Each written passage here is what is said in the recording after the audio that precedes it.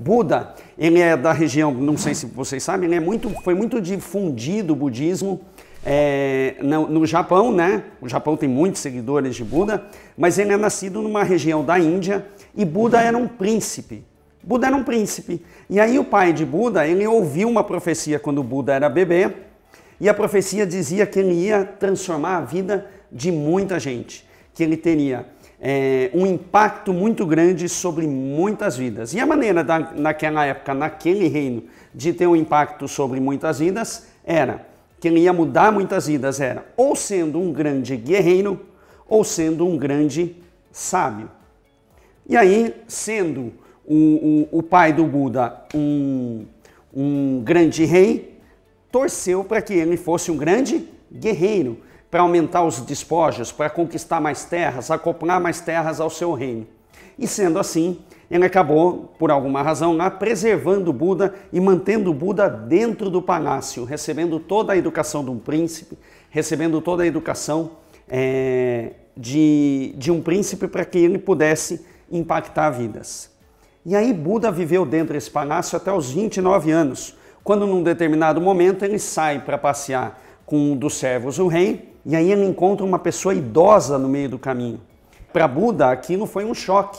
Foi um choque porque ele não conhecia pessoas idosas. Ele só tinha convivido até então com jovens, que eram os jovens mais ou menos da sua idade, as pessoas da sua idade, que viviam com Buda. E ele falou, o que é isso? E aí o servo, que estava acompanhando o Buda, o Siddhartha Gautama, né, na época, ele fala, isso é um idoso. E Buda percebe, então, o primeiro grande sofrimento da humanidade. As pessoas vão envelhecer.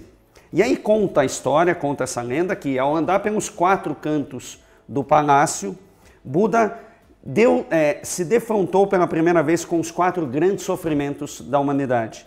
Os homens nascem, os homens envelhecem, os homens adoecem e, finalmente, os homens morrem. E Buda, chocado com aquele sofrimento, toma uma decisão, que é uma coisa que as grandes lideranças têm. Em algum momento elas decidem que vão agir.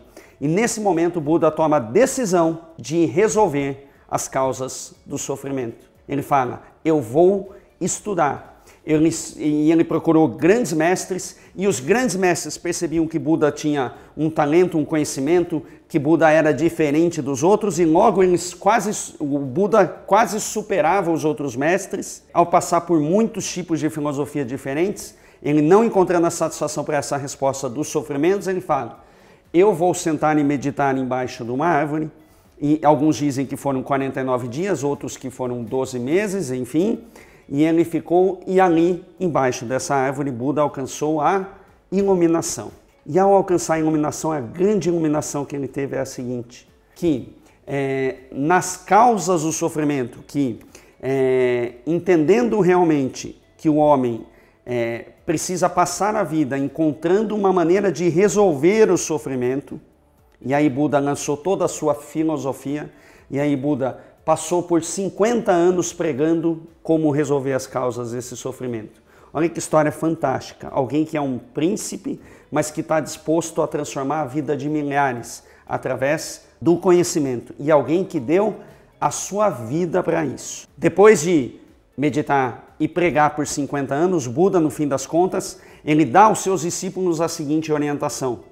Ele dá aos discípulos assim, se tem alguma coisa que vocês devem pregar, é pregar a outras pessoas. Se você me ouviu durante esses 50 anos, é falar para outras pessoas como é que elas fazem para acabar com o sofrimento. Buda já sabia, no século VI, depois de Cristo, que se você quer ser feliz, ajude as pessoas a eliminarem as causas dos sofrimentos delas. E olha, eu vou falar para você aqui nessa live que os grandes líderes têm 3 grandes coisas em comum. A primeira delas são os 3 Cs da liderança que eu chamo. A primeira delas, coerência, congruência entre o que você fala e o que você faz. Se você é líder, saiba, as pessoas estão te olhando. Se você é líder em qualquer nível, estou vendo muitos pais, muitas mães, você precisa ser coerente com o que você fala. As pessoas não compram mais a ideia de que basta falar. Você precisa falar e ser. E Buda foi um líder assim. Eu vou pedir licença para vocês para ler uma frase que é atribuída a esse líder. E olha que fantástica essa frase do Buda. Existem 3 classes de pessoas que são infelizes. A que não sabe e não pergunta, a que sabe e não ensina, e a que ensina e não faz. Olha que coisa fantástica. 3 classes de pessoas infelizes. As que não sabem e não perguntam, as que sabem e não ensinam, e as que ensinam finalmente, mas não fazem. Primeiro C da liderança, coisas que esses líderes todos têm em comum, você vai perceber. Coerência. São líderes que falavam alguma coisa e praticavam aquilo que eles defendiam. Vem cá, você é realmente o que você fala no dia a dia? Ou você só fala para os outros? Sabe aquela história? Faço o que eu falo, mas não faço o que eu faço. E esse tipo de liderança realmente não vai inspirar ninguém, não vai motivar ninguém. Legal, como primeiro exemplo, fantástica a história do Buda, alguém que impactou tantas vidas, alguém que transformou tantas vidas. E que até hoje é uma grande influência, um ser realmente espiritualizado que fez uma grande diferença no mundo.